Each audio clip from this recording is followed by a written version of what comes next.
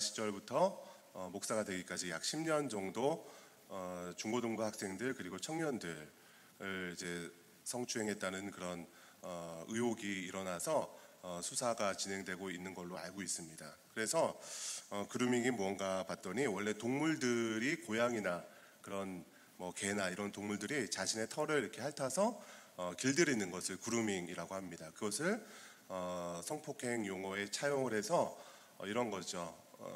좀 이렇게 권위 있는 교사나 목회자나 어떤 뭐 정치인이나 이런 권위 있는 사람이 어떤 사람한테 굉장히 잘해주는 거죠, 처음에. 그래서 그 사람이 이 사람한테 이렇게 신뢰를 쌓아가게, 그래서 의존도가 높게 길들이게 되는 거죠. 그 다음에 이런 어떤 성적인 요구를 했을 때 그 사람이 받아들일 수밖에 없는 그런 상황이 되는 것이 그루밍 성폭행이다, 이렇게 나오는 것 같습니다.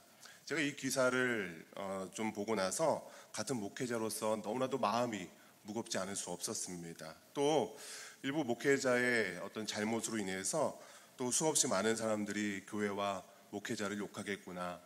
그리고 그 성추행을 당한 그 당사자들은 이제는 더 이상 어떤 목회자를 믿을 수도 없을 것이고 교회를 믿을 수 없겠구나라는 그런 생각을 하게 됩니다. 그래서 때로는 그 목회자가 좀 원망스럽기도 좀 했습니다. 여러분, 그런데 성경을 보면 이러한 일들이 마지막 때에 일어날 일들이다라고 기록이 되어 있는 것을 보게 됩니다. 우리 마태복음 24장을 보시면 예수님께서 세상 끝에 어떤 징조가 있는지 제자들에게 이야기하는 장면이 나옵니다. 우리 11절부터 13절까지 같이 좀 읽을 텐데 우리 화면을 보시고 같이 좀 읽겠습니다. 시작. 불법이 성함으로 많은 사람의 사랑이 식어지리라. 끝까지.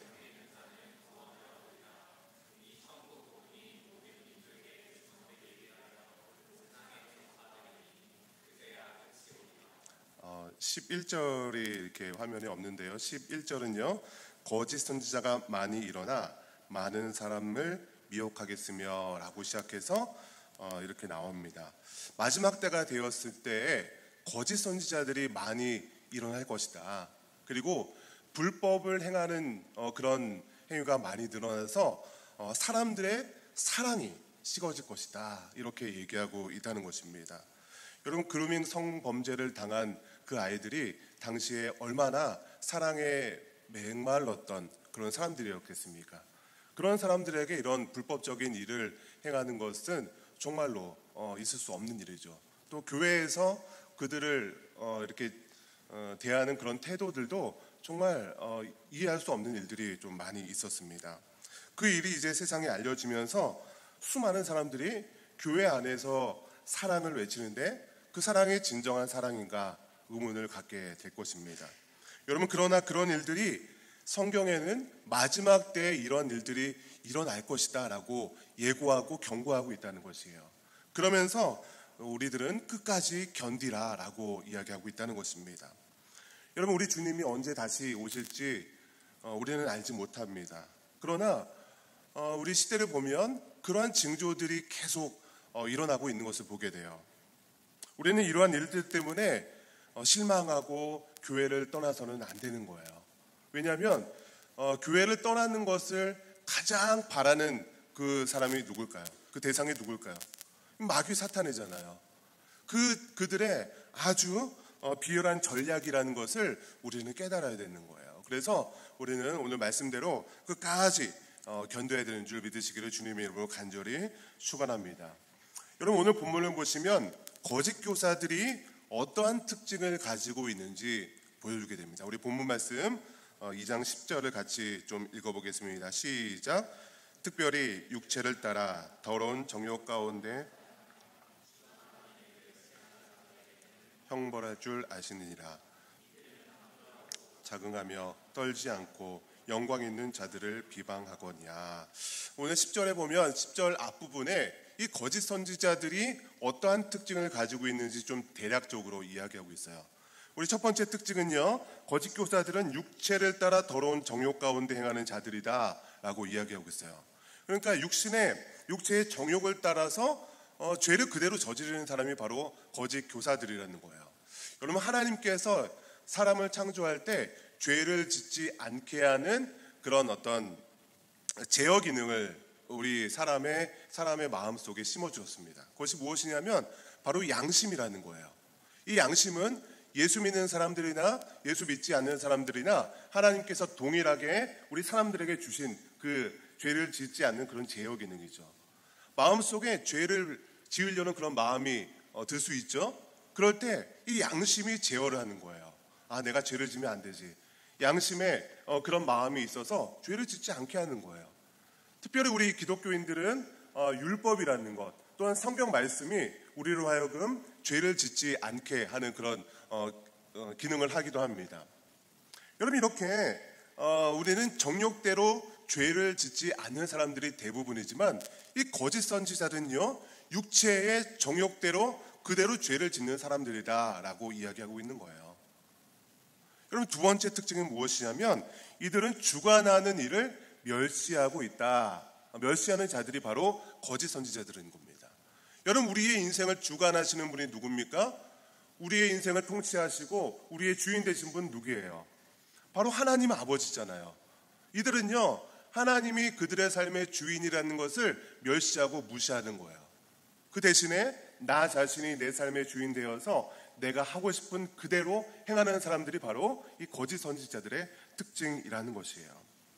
여러분, 이렇게 제가 10절 말씀을 통해서 거짓 선지자들의 대략적인 그런 특징을 말씀드렸다면 오늘 본문 이하에서는요, 이 구체적으로 이들이 어떠한 특징을 가지고 있나 이것을 보여주고 있는 것입니다. 여러분, 제가 그 본문을 통해서 이 거짓 선지자들의 특징을 세 가지로 정리해 봤습니다. 첫 번째가 무엇이냐면 당돌하고 교만한 자들이라는 거예요. 우리 10절 후반절에 보면 이들은 당돌하고 자금하며 떨지 않고 영광 있는 자들을 비방하거니와. 여러분, 세상을 보면요, 얼마나 죄를 짓는 사람들이 당돌하고 교만하게 살아가는지 모릅니다. 여러분, 양진호 회장 얼마나 그 당돌하고 교만하게 인생을 살아왔습니까? 그 사람의 어떤 그런 추악한 행동들이 지금 이렇게 낱낱이 드러나고 있지 않습니까? 여러분, 이란들이 전도를 하는데요, 그들은요, 자신들이 하는 행동이 부끄러운지도 모르고 얼마나 당당하게 그들의 생각하는 그 복음이라고 하는 것을 전도로 하고 있는지 몰라요.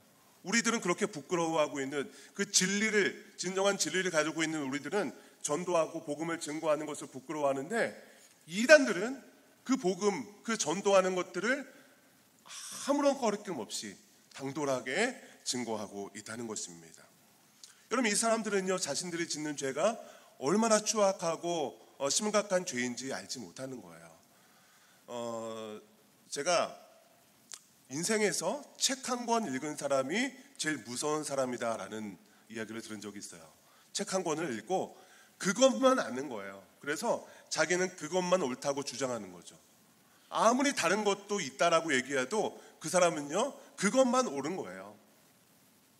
여러분, 거짓 교사들이 바로 이런 사람들이라는 겁니다. 자기가 생각하는 것만 옳고 이 모든 존재들을 다 부인하는 것이죠. 이들이 누구를 비방하냐면 떨지 않고 영광 있는 자들을 비방한다라고 이야기하고 있어요.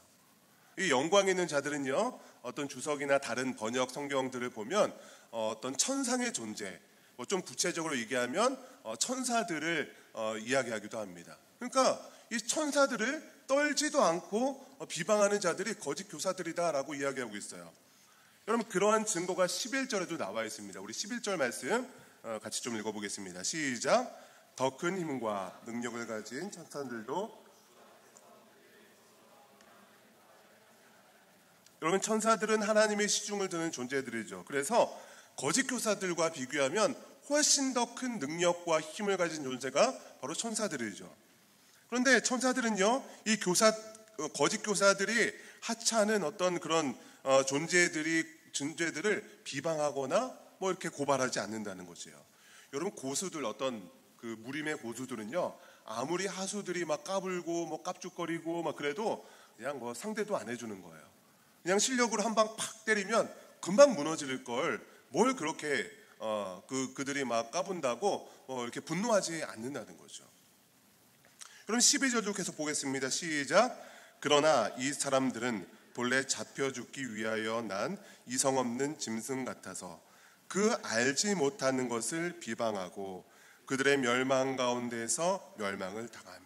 여러분, 이들은요 알지 못하는 것을 비방하는 거예요. 뭔지도 알지 못하고 일단은 비방하고 보는 것, 이것이 바로 거짓 교사들의 특징이라는 것이에요. 요즘에는 잘 어떤 프로그램에 나오지 않지만 예전에 돌 김용욱 선생이라고 있습니다. 여러분 혹시 들어보셨습니까? 머리 좀 이렇게 없으시고 목소리 굉장히 가는 분이 있어요. 그럼 그분이요 원래 철학하는 분이죠. 한신대 교수로 이렇게 프로필이 나와 있는데요. 원래 논어나 맹자나 이런 거를 연구했던 그런 좀 철학자예요. 그런데 이분이 언젠가 요한복음 강해를 한다라는 것을 보게 됐어요. 그래서 얼마나 잘하나 이렇게 제가 좀 봤는데, 여러분 공부도 굉장히 잘하시는 분이고 어떤 머리도 좋은 분이니까 요한복음 강해를 할 때 얼마나 많은 책들, 주석들 이런 것들을 참고했겠어요. 여러분, 그런데 어떤 단편적인 그런 해석들은 그런 책을 통해서 이렇게 주의를 할지 모르겠지만, 정말로 어떤 성경을 적용하고 하나님의 마음을 전달하는 그 내용은 완전히 틀린 것으로 적용을 하더라고요. 완전히 영이 다른 거죠. 정말로 알지도 못하는 그런 내용들을, 진실된 내용들은 싹 빼버리고 겉에 알맹이만 전달하는 것을 보게 됩니다. 정말로 제대로 알지도 못하는 것을 비방하는 것이죠. 여러분, 때로는요 교수님이나 의사나 어떤 변호사나 박사나 이런 분들이요 기독교에 대해서 비방하는 것을 보게 됩니다.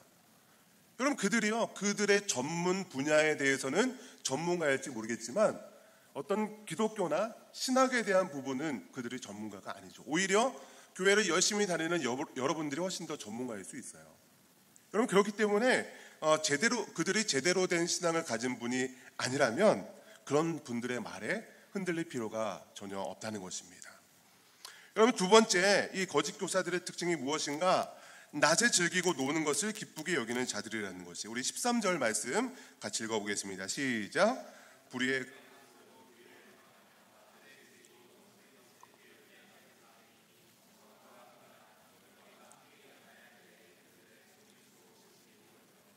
여러분, 이 사람들은요 그저 낮에 노는 사람들을 거짓 교사들이다 이야기하는 것이 아니에요. 여러분, 사람들이 많이 보는 이 낮에도 이렇게 흥청망청하는 사람들이 밤에는 어떻겠냐는 말입니다. 그럼 이들의 얼마나 방탕한 삶을 살았는지 보여주는 증거라는 것이죠. 여러분, 그리고 이들이 낮에 일을 하지도 않는데 어떻게 이렇게 흥청망청 놀 수 있겠습니까? 그 돈은 어디서 날까요? 우리 14절 말씀 보겠습니다. 시작. 음심이 가득한 눈을 가지고 범죄하기를 그치지 아니하고 굳세지 못한 영혼들을 유혹하며 탐욕에 연단된 마음을 가진 자들이니 저주의 자식이라. 여러분, 이들은요 음심의 어떤 그런 눈을 가지고 범죄하기를 즐깁니다. 특별히 굳세지 못한 영혼들, 그러니까 믿음에 약한 그런 영혼들을 유혹해서 그들의 어떤 재물들을 갈취하는 것이죠. 어떤 그들의 많은 그런 이야기들이 있을 거예요. 그래서 그들은요 그들의 어떤 열심히 일해서 모은 돈들을요 갈취해서 이 거짓 교사들은 낮에 흥청망청, 밤에 흥청망청 이렇게 살아가는 자들이 바로 이 거짓 교사들이라는 것이에요.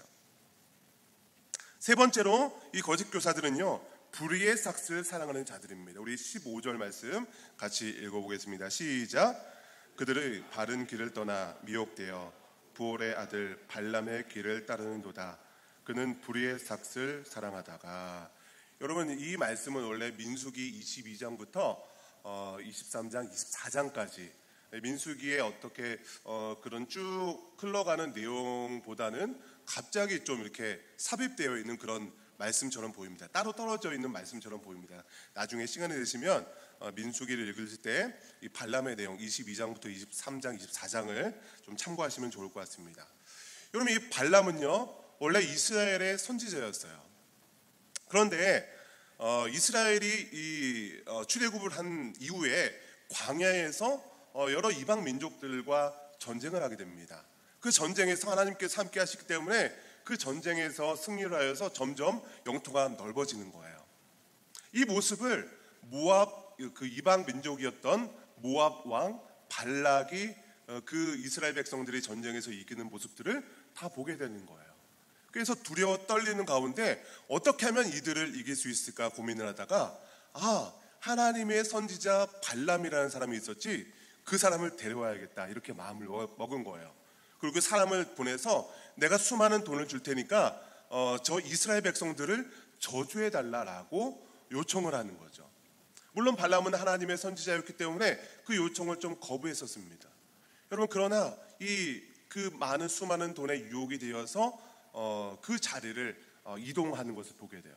그때 이 함께 자기가 타고 있었던 나귀, 이 나귀가 이 성경에서 이렇게 그 동물이 말을 하는 장면이 그렇게 많이 안 나오는데, 이 장면에서 나귀가 갑자기 말을 하는 거예요. 절대로 가면 안 됩니다. 이 눈을 떼어 보니까 이 여호와의 사자가 이 발람을 죽이려고 칼을 빼들고 서 있는 것을 보게 되는 거예요. 물론 하나님께서 이 발람을 이렇게 사랑하시고 막아주셔서 이들을 저주하지는 않았습니다. 3번이나 그런 저주할 기회를 발락이 요청했지만 3번 다 저주하지 않고 축복을 하게 되었어요. 다행히. 여러분, 그러나 이 발람이요, 이 성경에서 이 발람을 어떻게 평가하냐면 바른 길을 떠난 사람이다 라고 우리는 15절 말씀에 이들을 평가하고 있는 거예요. 여러분, 사람이 자기가 있어야 할 곳을 떠난 것이 바로 죄라는 것입니다. 여러분, 아담이 창세기에서 범죄를 한 다음에 하나님을 보기가 두려워서 숨어 있었어요. 그때 범죄한 이후에 하나님께서 아담에게 처음 찾아와서 처음 했던 말이 무엇인지 아십니까?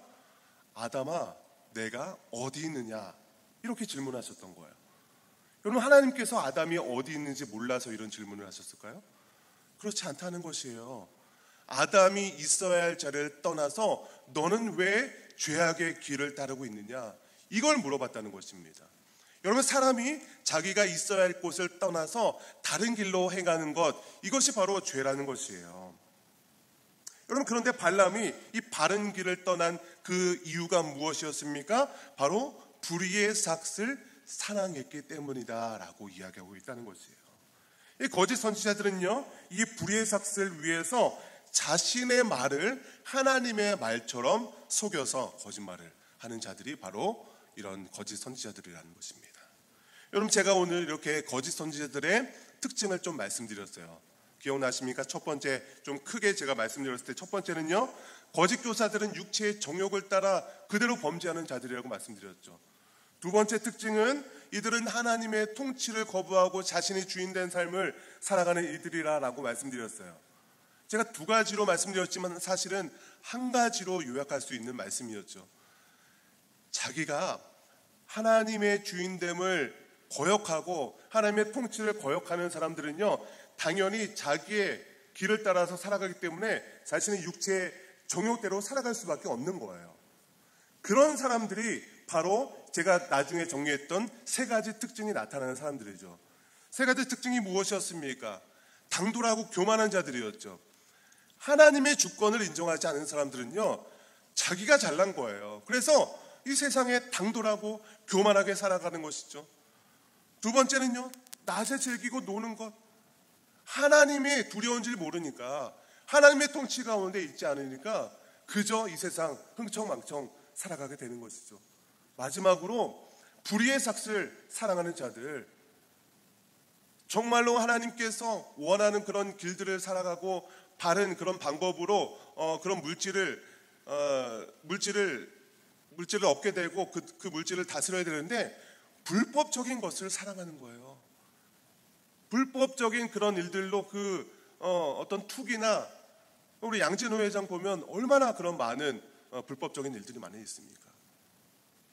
그런 것을 가지고 얼마나 많은 그런 람보르기니나 롤스로이스 그런 차를 타고 다니고 얼마나 많은 그런 호색과 그런 음란한 행동들을 했겠습니까? 여러분, 이런 사람들은요, 하나님의 주인됨을 인정하지 않는 사람들이 나타나는 그런 특징들이라는 거예요. 그럼 제가 오늘 본문 말씀을 이렇게 묵상하고 설교를 준비하면서 이거는 거짓 교사들의 특징들이다라고 정리했는데 갑자기 저에게 이런 마음이 드는 거예요. 이 거짓 교사들의 특징이 혹시 나에게는 나에게는 그런 특징들이 없는가? 우리 청년들에게는 이런 특징들이 없는가? 나는 육체의 정욕대로 살아간 적이 없습니까, 여러분? 내가 하나님의 주인됨을 인정하면서 하나님의 통치 가운데 일주일 동안 삶을 그렇게 살아가는데, 내가 내 마음대로, 하나님은 그냥 뭐 주일날 교회 갔을 때만 있는 분이고 내가 내 인생 내 마음대로 하는 거지 라고 생각하면서 살았던 적 없으십니까? 때로는 교만하고 당돌하여서 다른 사람들을 미워하고 원망하고 불평하고 막말로 이렇게 했던 여러분의 마음은 없습니까? 저의 마음은 그런 마음이 없습니까? 호색하고 낮에 즐기기 좋아하고 흥청망청 살아가는 것, 놀기 좋아하는 것, 저와 여러분의 마음 가운데 있지 않은 겁니까? 불의의 삭스 살아가는 것, 어떻게 해서든지 좀 부당 수익이 있었으면 좋겠다, 그런 마음 저와 여러분 가운데 없으십니까? 여러분, 하나님께서는요, 이 성경 말씀, 이 거짓 교사들의 특징, 이 말씀을 기록하면서 이 거짓 교사들이 이런 사람들이니까 이런 사람들을 조심해라 라고 1차적으로 이야기하지만, 항상 성경 말씀은요, 이것을 나에게 어떻게 적용할 것인가 라는 것을 고민해야 되는 거예요.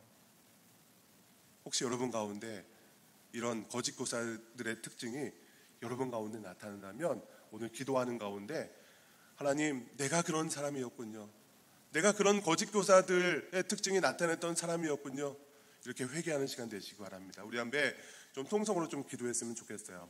하나님, 나의 마음 가운데 정말 육체의 정욕 가운데 죄를 짓고자 하는 그런 마음들이 있었습니다. 물론 하나님께서 그런 죄를 짓지 않을 수 있도록 나를 제어해 주셔서 죄를 짓진 않았지만, 이미 마음에 그런 음욕을 품고 죄를 짓고자 하는 마음이 있었습니다. 때로는 내 마음 가운데 하나님의 주인 되는 삶을 인정하지 않고 내 인생의 주인이 나였음을 고백합니다.